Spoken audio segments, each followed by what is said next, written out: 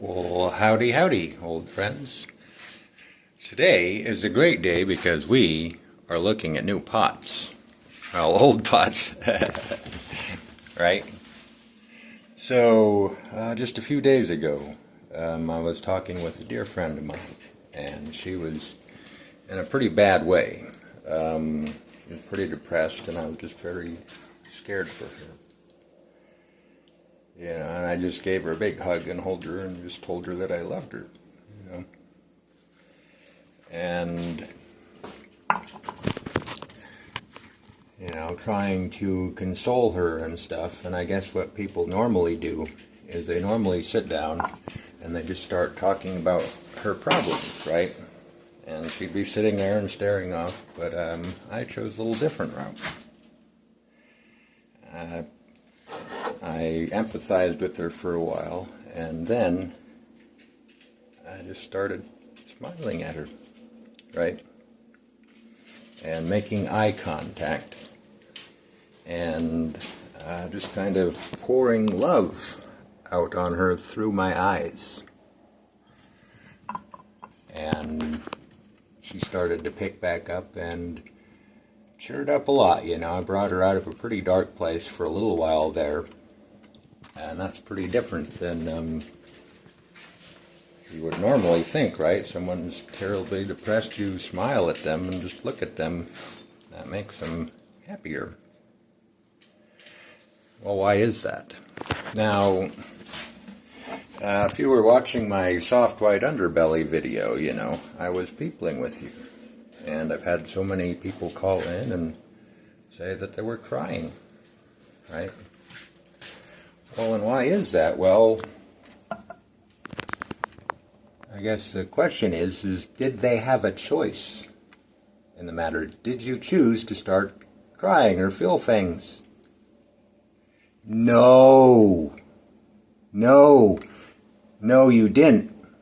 You did not choose to start feeling things, right? You saw me and you felt them. You felt what I was feeling.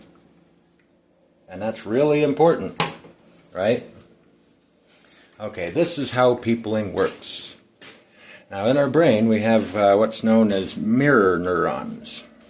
And those are neurons that we see other people with, and we feel what they're feeling about, right? So, I guess the important thing to understand is that is not intentional.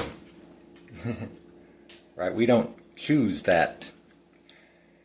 And that's not even like an intellectual thing either, right? It's deeper than that. You know, that's a primitive thing, you know, the emotional system in the brain. And that is why peopling works, right? Because we have the higher functions in the cerebral lobe and stuff, our thoughts and stuff, right? But underneath that we have the human animal, right? You know, and people are very simple if you understand the human animal.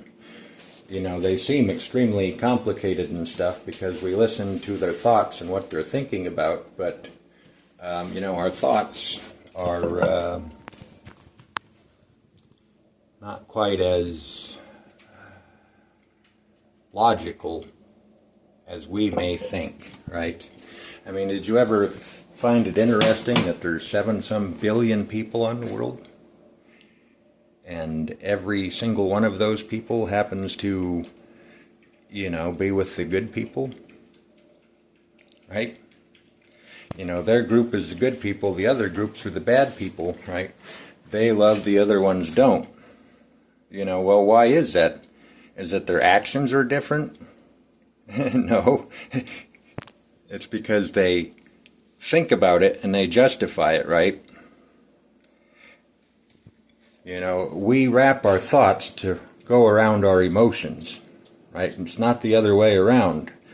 Robert Sapolsky was talking about a really interesting study they did with parole judges.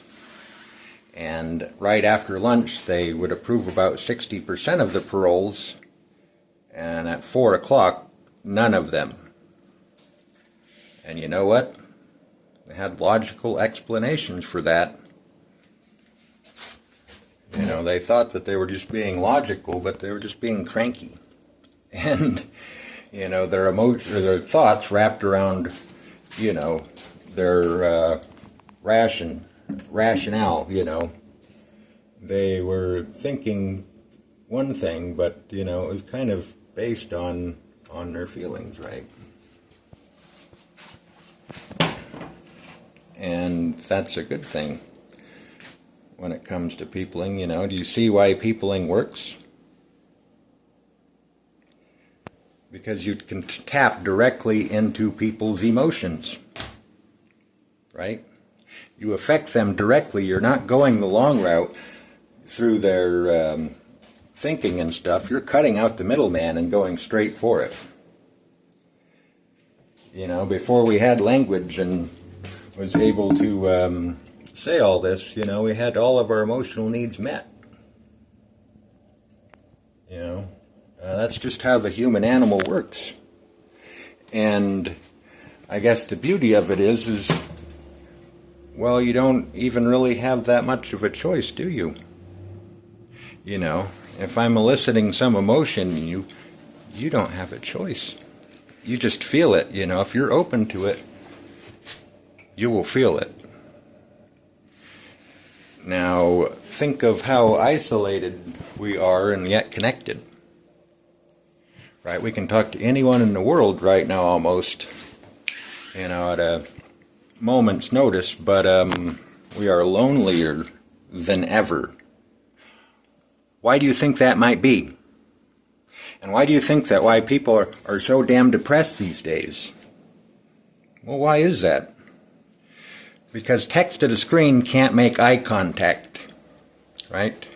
That'll activate your logical brain, but it's not your emotional brain, not directly, right? We don't look people in the eyes anymore. And you need to look people in the eye. You need to open your body language to them and face them, to feel things. Is it any wonder? Is it any wonder that people are so sad these days? Is it any wonder that we are so disconnected these days? You know, we just don't look at each other anymore, right? You know, when you're peopling, think about it kind of in these terms, right? So, you know, if you want to get to feel something, you know, you need to be activating their and your motor or mirror neurons for a certain amount of time. You know, it's very simple. It's kind of like pushing a button, right? We're pushing each other's buttons, right? You know, and good peopling, you know, when you can consent to that, you know, and choose to do that, you can really feel for people. See, that's the beauty of peopling is that it's automatic. And it's not a choice, right? I guess you might choose to pay attention and to open up, but those feelings aren't the choice, right? The choice is made to do that.